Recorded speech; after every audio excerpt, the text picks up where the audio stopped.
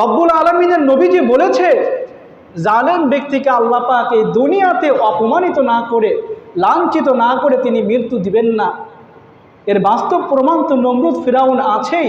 গত 2 দিন আগে আপনারা দেখেছেন ডিবি হারুন, চিনেন তো আপনারা? ডিবি হারুন অনেক আলেমকে সে জেলখানায় নিয়েছে জিজ্ঞাসাবাদের জন্য।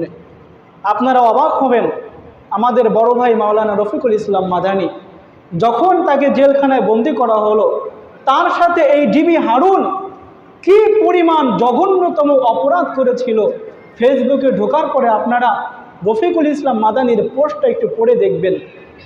এখন সেই ডিবি হারুনের কি অবস্থা হয়েছে, 2-3 দিন আগে তার একটা লিঙ্ক ভাইরাল হয়েছে, এটা হয়তো আপনারা অনেকেই দেখেছেন। এখন তো সে রাস্তায় বের হতে পারে না। রফিকুল ইসলাম মাদানী জেলখানায় গিয়েছে, জেলখানা থেকে বের হওয়ার পরে তার সম্মান কমেছে নাকি বেড়েছে?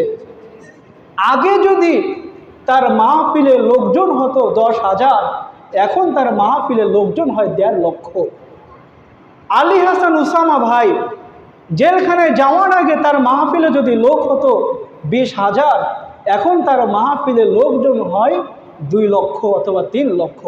তাহলে জেলখানায় যাওয়ার পরে, জেলখানা থেকে যখন বের হলো, এদের সম্মান কি কমেছে নাকি বেড়েছে? আর ডিবি হারুনের মতো লোকেরা জেলখানায় যাওয়া লাগে নাই, আল্লাহ পাক তাদেরকে এমনভাবে লাঞ্ছিত করেছে, এমনভাবে অপমানিত করেছে, এখন তারা মানুষের সামনে মুখটাই পর্যন্ত দেখাইতে পারে না।